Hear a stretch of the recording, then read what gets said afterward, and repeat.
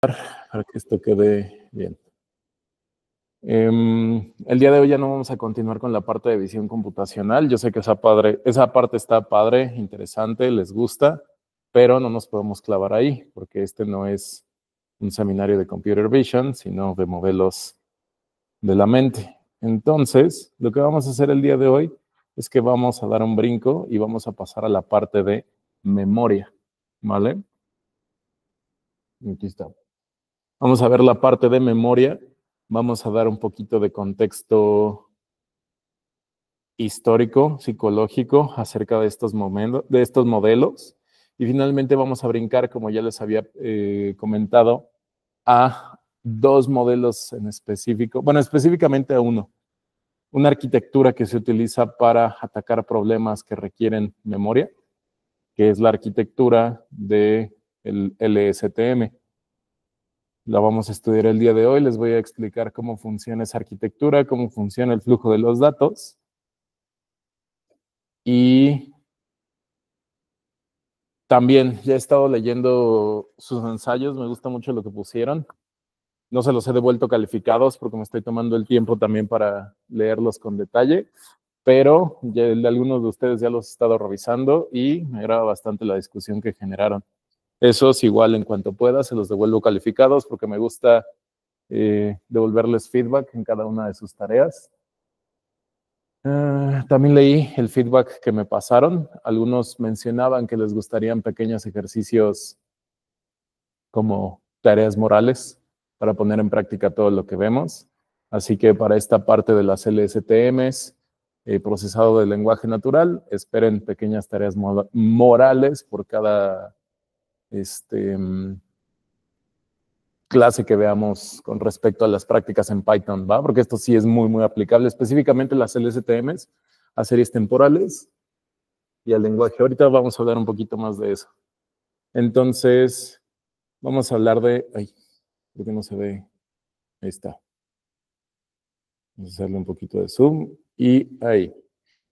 Vamos a dar una pequeña introducción al tema. En este tema nos vamos a centrar en el estudio de los sistemas de la memoria. Vamos a considerar que el uso de la memoria está implícito en la descripción de otras funciones cognitivas, pero va a merecer una especial atención, hacer un repaso de las capacidades de la memoria humana y también de los principales modelos explicativos. Aquí vamos a tener como objetivo conocer algunos modelos para el procesado de memoria en cuestión teórica. Vamos a intentar comprender la diferencia entre los distintos sistemas que se han identificado en los humanos y vamos a hacer ese puente entre los modelos computacionales de la memoria y los estudios neuropsicológicos que se han realizado en humanos, ¿va? Por eso, tanto énfasis que le voy a poner a las LSTMs. Dado que la memoria es un aspecto fundamental de los sistemas artificiales, este tema nos va a servir mucho también para comparar características que están presentes en mecanismos de almacenamiento y recuperación de información que existen tanto en organismos naturales como artificiales, específicamente en nuestros sistemas cognitivos que habíamos hablado al inicio del semestre, ¿se acuerdan? Ahora, vamos a ver cómo es que se organiza la memoria. El primer aspecto importante a mencionar es que la memoria no se trata de un proceso unitario o también llamado nuclear, sino que la memoria va a englobar múltiples sistemas que, aunque están relacionados, se pueden distinguir de forma individual. A mitad del siglo pasado, es decir, a mitad del siglo XX, se plantea la existencia de distintos almacenes de memoria en el cerebro humano. La primera división y la más obvia que se presenta se refiere al tiempo de almacenamiento de la información y con base en ello se puede distinguir entre memoria a corto y a largo plazo. La memoria a corto plazo es aquella donde la información se retiene por espacio de unos pocos segundos, mientras que la memoria a largo plazo es aquella donde la información permanece almacenada por un tiempo indefinido. Desde el punto de vista de las bases neurológicas de la memoria, se identifica la memoria a corto plazo con circuitos reverberantes que involucran a la corteza frontal y a la memoria a largo plazo con cambios más permanentes, es decir, neuroplasticidad, que suceden en diversas partes del sistema nervioso central. Hoy en día se sabe que el hipocampo juega un papel esencial en la fijación de memoria a largo plazo. Por aquí no está en el salón, pero Mario había hecho algún comentario sobre el hipocampo en algún punto del semestre, ¿recuerdan? El hipocampo específicamente va a jugar aquí, en la memoria a largo plazo. ¿Ok? Con Claudio también han estado viendo algunas cuestiones biológicas en el cerebro, en donde suceden ciertos procesos cognitivos. Específicamente con él me he dado cuenta que han estado trabajando la parte de semántica, ¿cierto? Pues nosotros le vamos a pegar eso aquí. Primero vamos a atravesar por memoria y de ahí vamos a ver cómo podemos asociar estos procesos de retención, buenos días, de retención de información en series que les vamos a llamar temporales con el procesado del lenguaje natural, ¿va? Aquí, Mario, estábamos haciendo un comentario de que el hipocampo, que es una parte del cerebro que me habías hecho alguna vez un comentario en clase, juega un papel importante en la memoria a largo plazo, ¿va? Mientras que la corteza frontal es la que está asociada a la memoria de corto plazo, ¿ok? Ahora, además de la división que se establece en función de la duración del almacenamiento de la información, hay otras clasificaciones que están basadas no en el tiempo que duran en la memoria, sino en el tipo de contenido que se almacena. Desde este enfoque de qué tipo de información guardo en mi cerebro, vamos a tener dos tipos, la memoria declarativa y la memoria implícita.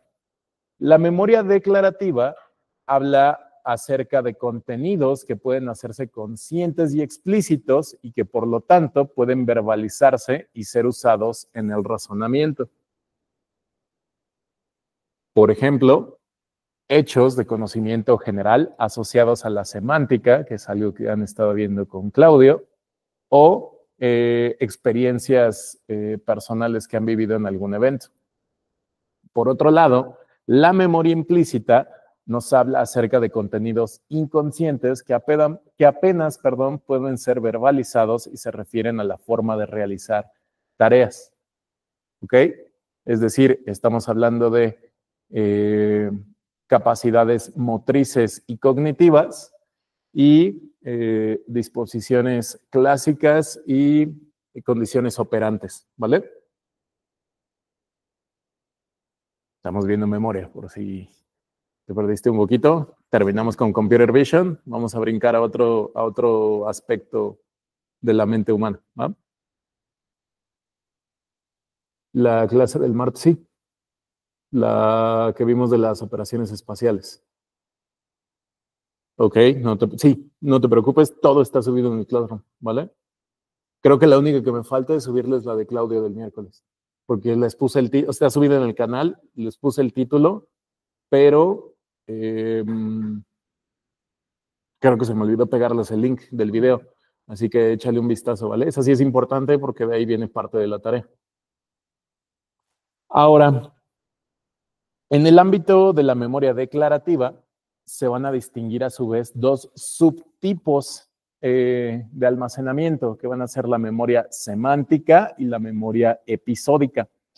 La memoria semántica se refiere a toda la información que almacenamos que se basa en conocimientos atemporales. Por ejemplo, que nosotros sepamos que París es la capital de Francia es un conocimiento atemporal. Esa información reservada en nuestro cerebro no muta a través del tiempo. La memoria semántica almacena, pues, conocimiento sobre el mundo, pero no está directamente relacionado con el sujeto. Por otro lado, la memoria episódica va a almacenar contenidos que están directamente relacionados con hechos o sucesos relativos al propio sujeto y por lo tanto los vamos a contextualizar de dos formas, espacial y temporalmente. Piensen, por ejemplo, en la primera vez que tuvieron clases en ciencias. Seguramente todos ustedes recuerdan su primera clase aquí en la facultad. Ese tipo de conocimiento pertenece a la memoria episódica, ¿ok? Mientras que la memoria semántica nos permite hablar de conocimientos atemporales. ¿Dudas hasta acá? ¿Preguntas en el chat? ¿Todo bien? Carlos, David, Edson, Mayra, Oscar, Zaira. ¿Vamos bien? Excelente. Todo bien, profe. Va, que va. Ahora, vamos a hablar un poquito de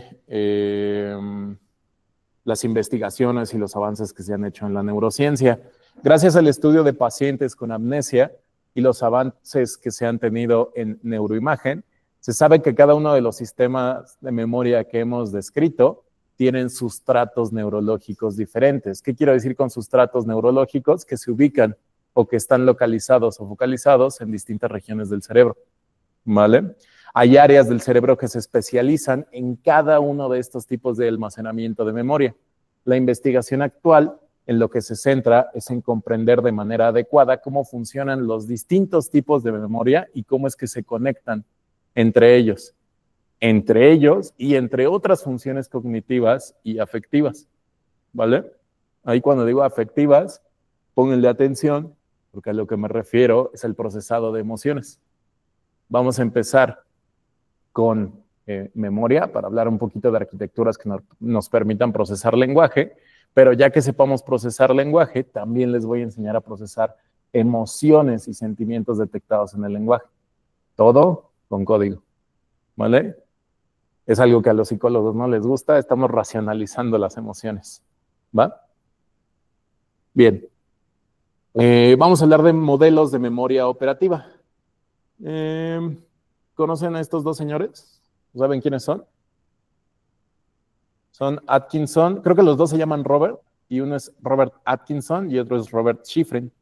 En las teorías más actuales ya no utilizamos el concepto de memoria a corto plazo, ya que ha sido sustituido por modelos de memoria operativa.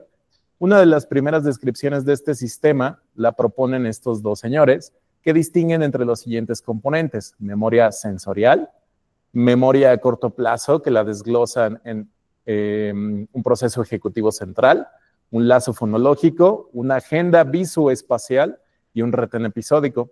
Y además, la memoria a corto plazo la desglosan en memoria declarativa, que es la semántica y la episódica de las que ya les hablé, y la memoria procedimental. La memoria a largo plazo se va a corresponder con aspectos previamente analizados y la memoria sensorial va a hacer referencia a los almacenes temporales que tienen los diferentes sentidos.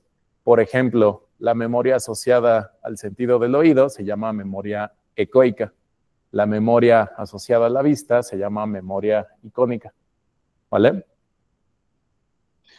Si nos centramos en el modelo de la memoria operativa, nos va a interesar estudiar los componentes que se asocian a la memoria a corto plazo. Como vamos a ver, la memoria operativa está directamente relacionada con procesar conscientemente la información, el lenguaje y el pensamiento.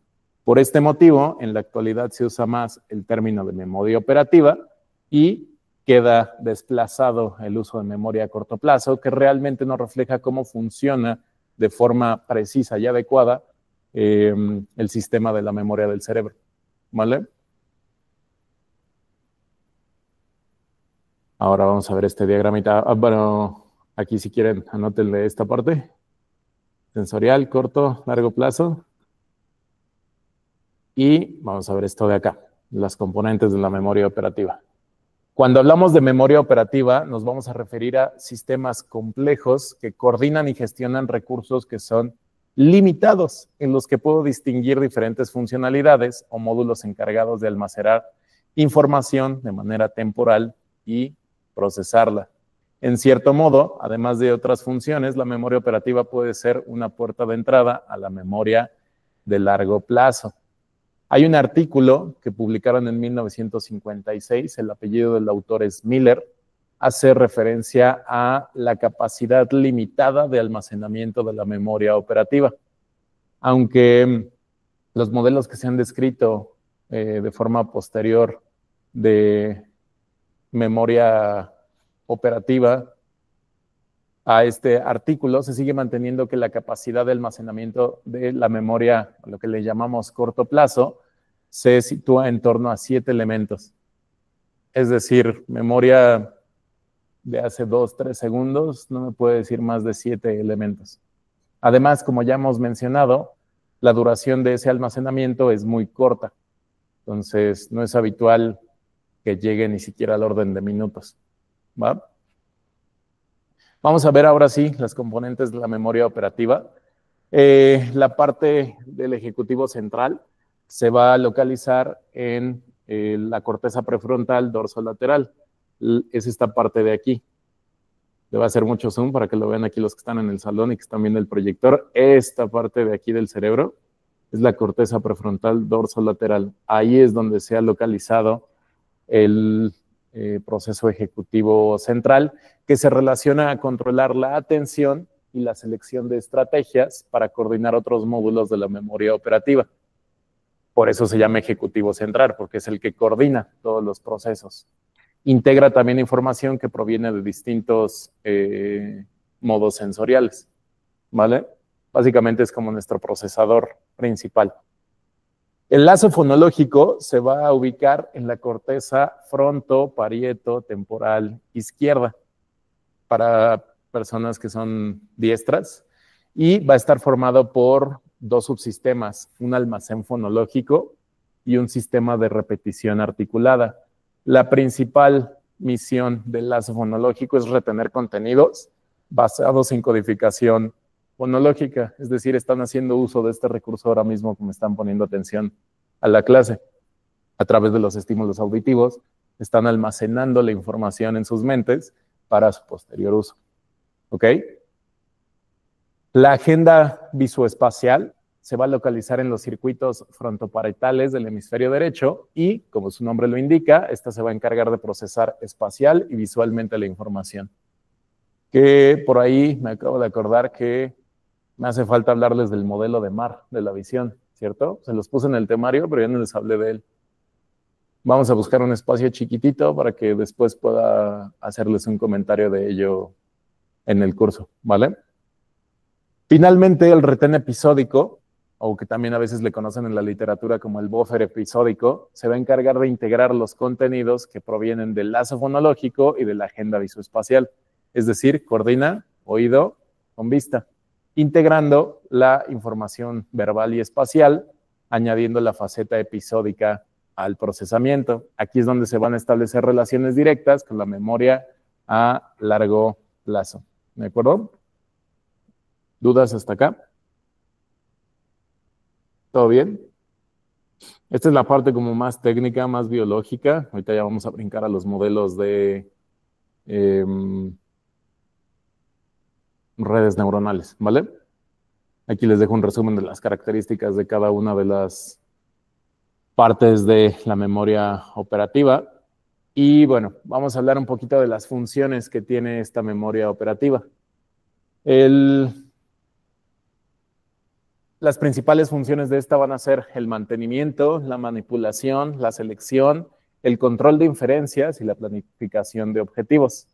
Cuando hablamos del proceso de mantenimiento, nos referimos a conservar información relevante durante la ausencia de cualquier otro estímulo distractor.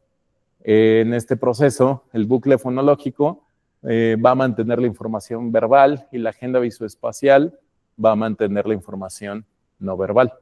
¿Ok? En el proceso de selección nos vamos a referir a codificar y elegir estímulos. Esta selección se va a producir en función de diversos criterios y cualidades de los mismos.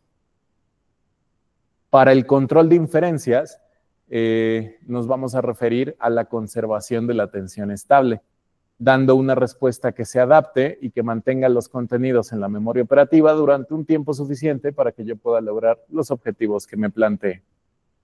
La manipulación va a ser el proceso más complejo de todos, ya que manipular información requiere recuperar, mantener, seleccionar y supervisar dicha información. ¿Ok? Al ser este proceso tan complejo, es difícil estudiarlo de forma aislada, aunque hay un consenso de que todo este proceso, bueno, este multiproceso se realiza en la corteza prefrontal dorsolateral. Por último, planificar objetivos es necesario para establecer un equilibrio entre la estimulación externa, las representaciones internas y la generación de respuestas o de una conducta. ¿Vale?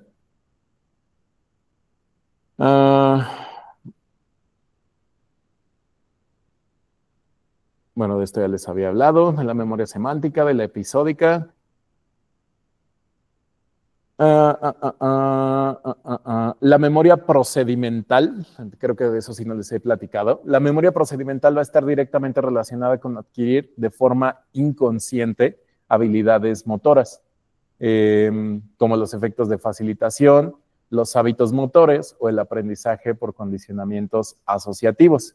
Desde un punto de vista neurológico, esta memoria se va a asociar principalmente con ganglios basales, ya que se ha observado que, por ejemplo, personas que tienen lesiones en este correlato neural específico tienen trastornos como el Parkinson o la Corea de Huntington. Si nos centramos en la memoria declarativa, se sabe que está correlacionada con activar un conjunto de centros neuronales en el área temporodiencefálica, es decir, las redes de memoria se distribuyen a lo largo de toda la corteza cerebral, no solamente se focalizan en una zona en específico. Aunque se han detectado zonas cuya lesión produce claros déficits en memorias a largo plazo. Es decir, si yo daño alguna parte de la maquinaria, seguramente ya no la pueda recuperar. ¿Vale? Son 7:30. Vamos a brincarnos un poquito de esta parte y vamos a ir directos a las LSTMs. Si se dan cuenta, el cerebro está muy bien estudiado y hoy en día que vivimos en una era donde las ciencias ya no son individuales, sino hay correlaciones entre ellas, tenemos múltiples áreas que trabajan en conjunto para estudiar todos estos procesos neuronales. ¿Cómo es que se ha capturado entonces esta idea de procesar memoria para computadoras? No específicamente para almacenamiento computacional, sino para generar modelos, digamos, predictivos que puedan hacer uso de recordar información pasada. Se han desarrollado arquitecturas que implican la información de eventos pasados para hacer sus predicciones futuras. Hay dos arquitecturas en específico de las que les quiero hablar, que son las redes neuronales recurrentes y las arquitecturas LSTM, que como en algún momento del seminario ya les había contado, es el acrónimo de Long Short Term Memory. Son arquitecturas, son neuronas artificiales que tienen una capa de memoria a corto y a largo plazo para recordar eventos pasados. Ahora, las redes neuronales fueron las recurrentes, fueron la primera aproximación para modelar la memoria en secuencias de datos. Cuando yo digo secuencias de datos, piensen, por ejemplo, en series de tiempo. ¿Qué es una serie de tiempo?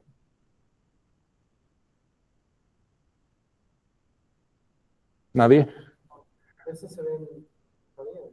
Sí, lo puedes estudiar mucho en actuaría.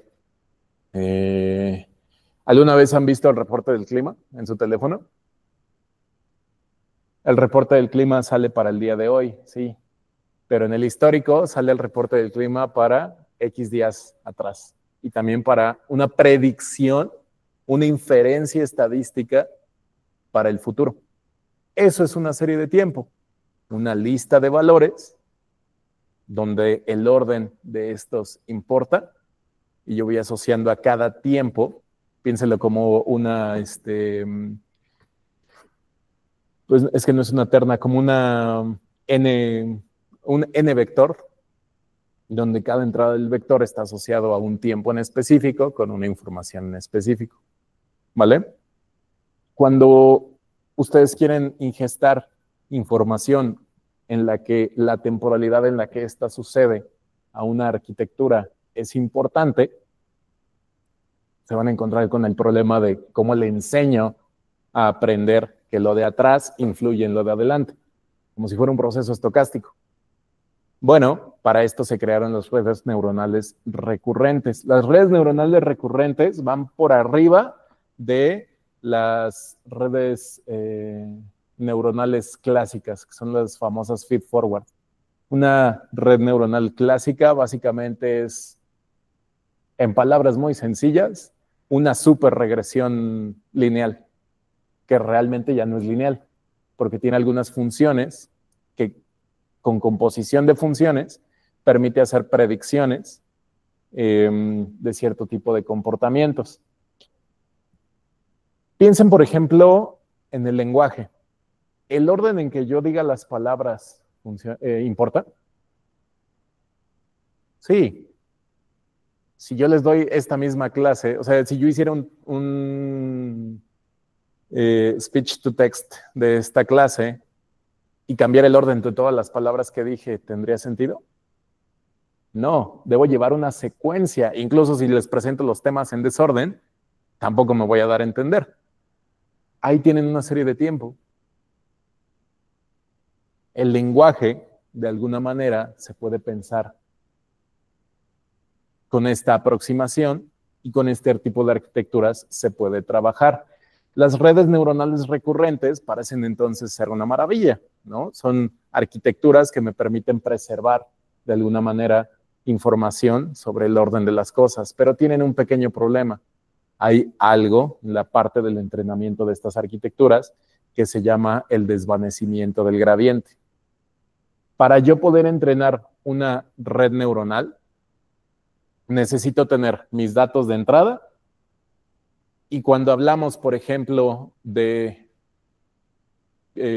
aprendizaje supervisado, a mi red neuronal le doy una tablita donde están mis datos de entrada y los datos de salida.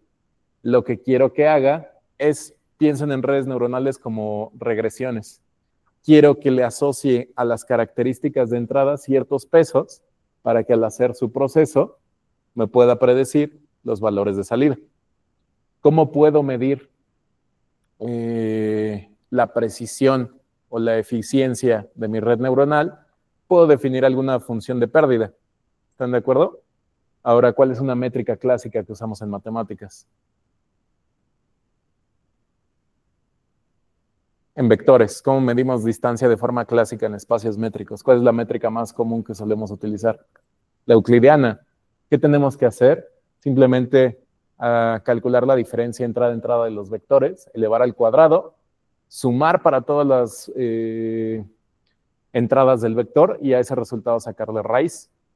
De alguna manera yo podría sacar una distancia entre el valor que predice mi red y el valor que esperaba, ¿cierto?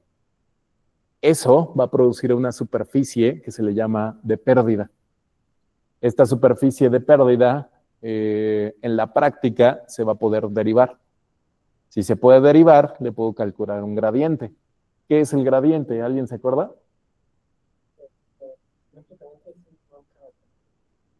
Exactamente, el gradiente, en términos prácticos, es el vector de derivadas y en términos geométricos es el vector que apunta en la dirección de máximo crecimiento.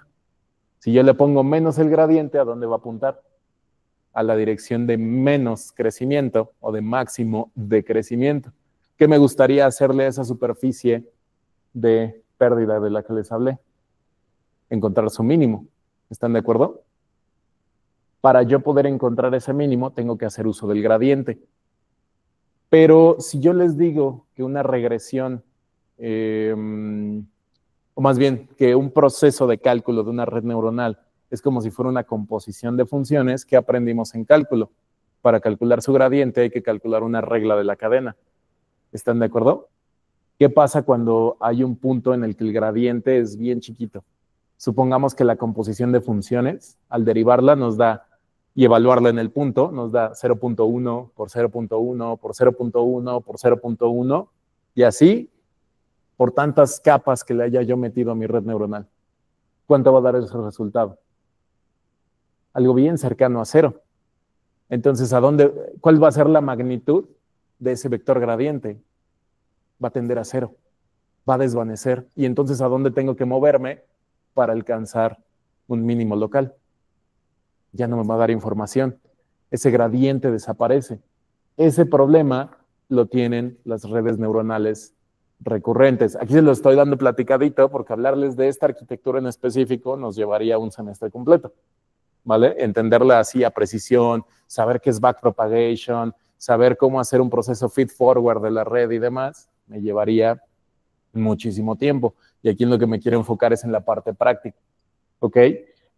Para solventar este problema de las redes neuronales recurrentes y su gradiente que se desvanece, o como la literatura lo llegan a conocer como vanishing gradient, se desarrolla algo que se llaman las arquitecturas LSTM, que van a incorporar puertas de control para regular el flujo de la información. Les voy a mostrar la arquitectura, bueno, primero les voy a mostrar una arquitectura de una red recurrente y luego de una LSTM, ¿vale? Esta de aquí es la arquitectura de una neurona perteneciente a una red recurrente. Una red neuronal recurrente va a tomar la salida del paso anterior como entrada para el siguiente paso, otra vez haciendo alusión a un proceso estocástico, y va a permitir retener esta información del pasado y utilizarla para procesar nuevas entradas. Esta de aquí sería mi nueva información que ingresa a la neurona y esta de acá sería la información del proceso previo, ¿ok? Se hace una composición con una función a la que se le llama, bueno, así la conocen, la tangente hiperbólica. ¿Para qué? Si yo hago una regresión lineal, estoy como cortando mucho las posibilidades de todo lo que yo pudiera modelar. ¿Están de acuerdo? Entonces, para quitarle la linealidad a este tipo de procesos, se compone con funciones que la rompen, entre ellas la tangente hiperbólica. ¿Por qué la tangente hiperbólica? Porque es derivable. Me gustan las cosas derivables cuando quiero calcular gradientes. ¿Ok? Entonces, incluyo mi información pasada con mi información nueva, la compongo en mi función. Estas funciones se les llaman funciones de activación. Y básicamente lo que me va a dar es una salida, pero también va a guardar cierta información que va a ser ingestada a la siguiente neurona del proceso. ¿Vale? Ahora, este proceso nos va a permitir retener información del pasado y usarla para crear, o más bien para procesar nuevas entradas, pero tiene limitaciones significativas, entre ellas el problema del gradiente desvaneciente. Entonces, aquí está cómo funciona una red neuronal recurrente. B simplemente es la conexión que hay entre el paso anterior y el paso siguiente, porque aquí hay un bucle, porque la primera neurona no tiene información anterior, ¿no? Es como cuando ustedes hacen ventanas deslizantes en series de tiempo, no han llevado estadística, no se preocupen, pero si ustedes quieren calcular el promedio de los 4 días anteriores más el día presente de temperatura, ¿cómo le harían para, por ejemplo, hoy sin saber la temperatura de toda la semana? Simplemente le asocian el valor, ¿no? Tendrían que deslizar la ventana hasta poder tener sus 4 valores, pero los primeros 3 van a tener espacios vacíos que no pueden imputar con 0, porque una temperatura de 0 implicaría que congeló la Ciudad de México. Entonces, este proceso de aquí, para la primera neurona de la red recurrente, simplemente lo descartamos, ¿vale? Ahora, X es el valor de entrada para la neurona o es el valor de salida. Si se dan cuenta, se van alimentando una tras otra de la información anterior, ¿vale? Con respecto a las redes neuronales recurrentes, hay distintas arquitecturas. Hay arquitecturas a las que se les llaman one-to-one, one-to-many, many-to-one, many-to-many, y aquí lo repitieran el de many-to-many. One-to-one significa que entra un valor ingestado a la neurona y sale un valor de la neurona. Por ejemplo, yo le doy la probabilidad de lluvia a mi red recurrente y quiero que me diga una predicción de la temperatura. Entra un valor, sale un valor. One-to-many significa que entra un valor y salen varios. Por ejemplo, le doy presión atmosférica y quiero que me diga temperatura, probabilidad de lluvia y humedad. Cuando es many to one, hago lo contrario. Ahora le doy presión, humedad y temperatura y quiero que me diga la probabilidad de lluvia. ¿Vale? Many to many es cuando ingresas muchos valores y te devuelve muchos valores. Por ejemplo, no sé, estación del año, día, temperatura, y quiero que me devuelva probabilidad de lluvia. ¿Qué otra cosa con el clima? Ya no se me ocurre. Presión y sensación térmica, por ejemplo. Este tipo de arquitecturas así es como funcionan. ¿Ok? ¿Me vas a preguntar algo, Mario? Vale. Este es el problema del gradiente, desvaneciente. Entre más, cuando ustedes derivan, ¿se acuerdan que decía la regla de la cadena? Deriva de lo más externo a lo más interno. Si yo lo viera como una composición de funciones, voy de la función más externa a la función más interna. Entonces, cuando yo voy derivando desde la salida hasta la capa de entrada, el gradiente se va haciendo chiquito y entonces ya no me dice en qué dirección moverme para minimizar esa función de pérdida. Es todo lo contrario al exploding gradient. Al exploding gradient lo que significa es que entre más me regreso, el gradiente va aumentando de magnitud. ¿Vale? Pero el problema que le aqueja a las redes recurrentes es el desvanecimiento. ¿Vale? ¿Cómo se ataca esto? Con la arquitectura LSTM. ¿Cuál es el problema del gradiente desvaneciente? Que dificulta el entrenamiento de la red. Si yo no tengo un gradiente con el que optimizar mis pesos, realmente esa función de pérdida ya no está mejorando. Puede incluso que empeore, que a esos procesos se les llaman underfitting u overfitting. Bueno, con overfitting no empeora. De hecho, se hace precisa, porque básicamente aprende a repetir. Ya no detecta patrones, repite información, que no me sirve de nada, porque la idea de una red neuronal es que pueda aprender del comportamiento de los procesos, ¿ok? Esto que están viendo en pantalla es la arquitectura de una LSTM. No se puede utilizar, por ejemplo, para maximizar. ¿Qué quisieras maximizar con Lagrange? con Lagrange, pues, me gustaría que sea clase C2. Dos derivable con derivada continua, ¿no? Sí. Y aparte aquí tienes un tremendo problema. Tú ya te estás yendo a extremos y me estás pidiendo funciones de clase C2 cuando cómo es la información en las computadoras. Exactamente. Ni siquiera es continua, ¿no? Está discretizada. Exactamente. Entonces, las LSTMs van a resolver el problema del gradiente que se desvanece, van a ignorar datos innecesarios y van a recordar información relevante, como ahorita les voy a explicar esa arquitectura. Van a utilizar, como se dan cuenta, una estructura mucho más compleja que la de la red recurrente. La red recurrente solo recibía información del paso anterior, input, lo juntaba con una función de activación, que era la tangente hiperbólica, y me daba mi salida y el proceso de memoria que de alguna manera guardaba para la siguiente capa. Aquí hace todo un garabateo de información. ¿Qué significa cada una de esas flechitas? Vamos a verlo. Que por cierto, ¿cuál es la diferencia entre una red recurrente y una LSTM? Que las recurrentes usan únicamente como función de activación, es decir, función que me permite quitar la linealidad de las predicciones a la tangente hiperbólica, y las LSTMs van a tener componentes múltiples que van a olvidar cierta información, pero que también van a recordar otra. Vamos a tener 4 compuertas en la arquitectura de la LSTM. El estado de la celda, la puerta de olvido, la puerta de entrada y la puerta de salida, que son estas de aquí. Esta capa de aquí, bueno, esto que tienen aquí abajo siempre va a ser el input, ¿sale? Al tiempo t.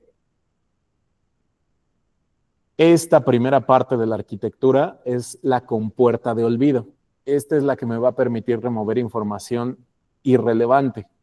Esta parte central de la celda es a la que le llamamos el input gate, es decir, la que trabaja con esta información.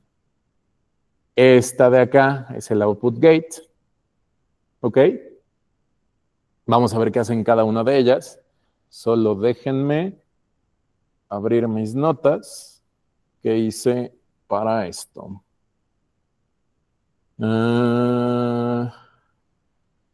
Aquí están. Va.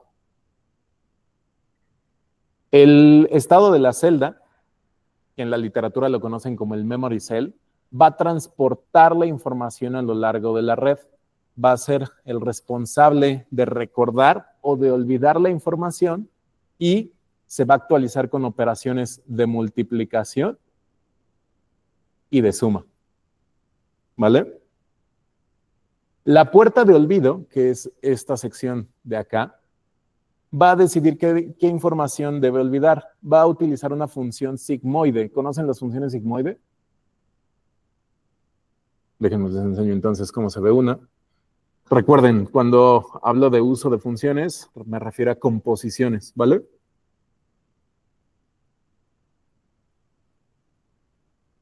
Déjenme buscarla y se las arrastro. Una función sigmoide es esto de acá.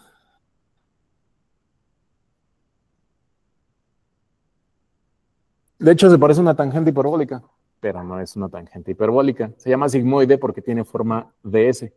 ¿Cuál es la fórmula de la función sigmoide? Esta de aquí. ¿Ok? Entonces, a través... ¿Por qué no me deja hacerlo chiquito?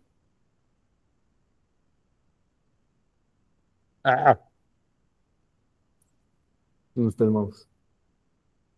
Aquí está. Ahí está. A través de componer mi información de entrada con la información del estado anterior con una función sigmoide, va a generar valores entre 0 y 1. No sé si se dieron cuenta que la información, a ver, sí. No sé si se dieron cuenta que el comportamiento de la función sigmoide es que es una función acotada entre 0 y 1. Justamente es lo que me permite. De hecho, este tipo de funciones de activación se suelen utilizar para la clasificación, problemas de clasificación. Hay dos vertientes en problemas de aprendizaje supervisado, regresión, que espero que me devuelva un número, y clasificación, que espero que me devuelva una categoría. Lo que hicimos, por ejemplo, con Computer Vision era clasificación. ¿Va? Entonces, al ser la sigmoide una función acotada en 0 y 1, lo que va a hacer es que va a generar valores en este rango. Un valor de 1 va a mantener información, mientras que un valor de 0 va a descartar información. Por eso esta sección de la celda se le conoce como la capa de olvido. ¿Ok? Ahora, la puerta de entrada, que es el input gate, lo que va a hacer es introducir información en la celda. Va a consistir en una capa sigmoide que va a decidir qué valores actualizar y también va a tener una capa tangente hiperbólica que va a generar nuevos valores candidatos. Estas dos capas se van a combinar a través de un producto para actualizar el estado de la celda. La compuerta de salida nos va a definir una salida de la LSTM, porque si le ingestamos y no me devuelve nada, algo anda mal con mi modelo. La LSTM lo que hace es la capa de salida lo que hace es definir una salida para la unidad neuronal. Va a utilizar una capa sigmoide para decidir qué partes del estado de la celda se deben usar. Y también usa una capa tangente hiperbólica para normalizar la información. Cuando trabajamos con arquitecturas de deep learning, lo que buscamos es normalizar los datos, porque si yo empiezo a entrenar redes, por ejemplo, con valores de orden 1 por 10 a la 6, es decir, en orden de millones, ¿cómo va a salir mi gradiente? Bien grandote, ¿no? ¿No sería mejor normalizar? Porque al final de cuentas es lo mismo, ¿no? Nada más a tu salida la transformas para que revierta la normalización. ¿Están de acuerdo? Con eso se optimiza capacidad de cómputo de las computadoras. ¿Ok? Ahora les traigo aquí un pequeño GIF para que vean cómo es que es el proceso de la ingesta. Cuando ustedes están aquí en la presentación que ya tienen en el Classroom, váyanse a la slide 31 y píquenle aquí. Es un hipervínculo a un artículo de Medium Digest. Este es un problema del gradiente desvaneciente. Aquí está, por cierto, la nomenclatura de lo que significan las arquitecturas. Los rectángulos amarillos son la capa de la red neuronal. Los puntitos son operaciones puntuales. Las flechitas indican el flujo de la información. Cuando dos flechas se unen, significa que la información se concatena, y cuando dos flechas divergen, significa que se hacen copias de la salida. Por ejemplo, una copia de la salida se hace aquí y acá, mientras que una concatenación se hace aquí, con la información de la red anterior y con el input nuevo, ¿vale? Así es como se ven conectadas en serie las LSTMs. Porque si tengo una neurona, voy a tener poco poder de cómputo, pero ¿qué pasa si tengo un montón de neuronas? Ahora puedo hacer procesos más complicados, ¿están de acuerdo? ¿Dónde está el GIF? No, ¿es este? Este es el estado de la celda, por cierto, la parte de arriba, ¿ok? La compuerta de olvido, y aquí está cómo se ven las composiciones que les mencionaba. Es una capa sigmoide de una matriz de pesos, producto punto, con mi estado de salida anterior y mi input, más un sesgo. Este sesgo es simplemente para poder ajustar de forma bonita una regresión lineal, ¿no? Una regresión lineal siempre es de la forma AX más B. O sea, aquí tienen, por ejemplo, cuando tú te subes a un taxi, no pagas 0 pesos desde que te subes. Simplemente por subirte al taxi, ya tienes un costo que cubrir, que es lo que le llaman el famoso banderazo. Eso es un sesgo, ¿vale? Para que si tú quieres hacer una regresión lineal de lo que le pagas al taxi, no empieces con tu recta en 0, sino que le des un valor de ordenada al origen. ¿Va? Entonces, como les decía, esta es la capa de olvido, la capa de, ¿cómo habíamos dicho que se llamaba? Del input, y la capa de, es la del input, la capa del output, y aquí está un GIF de cómo se da el flujo de la información en las LSTMs. Esta parte de abajo es mi información que va a entrar a la neurona. Esta parte de aquí es el estado anterior. Este es el estado anterior de la celda, que se va actualizando conforme fluye la información por la neurona. Y al final me da una salida, bueno, me da un estado nuevo, una salida esperada para la neurona y un proceso de información que se va a heredar a la siguiente neurona. ¿Va? Este flujo de información, por ahora lo ven muy abstracto, muy técnico. En sucesivas clases lo que vamos a hacer es que les voy a enseñar a utilizar redes neuronales recurrentes, que van a ver ahí un problema de rendimiento, y LSTMs para que puedan trabajar con series de tiempo muy sencillas. ¿Vale? No vamos a hacer aquí el gran proyecto de predicción de valores con LSTMs, pero quiero que vean cómo se ve esto en funcionamiento. Hoy lo estudiamos de forma teórica. En las próximas clases les voy a enseñar a cargar, ya no vamos a ver imágenes, pero les voy a enseñar a cargar información en forma de CSV a Python. Les voy a enseñar a tratar la serie de tiempo y les voy a enseñar a hacer predicciones con este tipo de arquitecturas. ¿Vale? ¿Dudas o preguntas hasta acá? En el chat, quejas, sugerencias, comentarios, aclaraciones. ¿Por qué tan calladitos? ¿Ya los asusté otra vez? Es viernes, mitad de semestre, y ya está pesado, ¿no? Va que va, pero no se preocupen. con la práctica, ya les dije, les voy a dar chance y además, cualquier duda que tengan, con toda confianza me pueden preguntar. Es en equipos, está 60% hecha, ya, ¿qué más quieren? ¿Sale? Se las cargo con instrucciones el fin de semana. La próxima ayudantía hablamos de ella.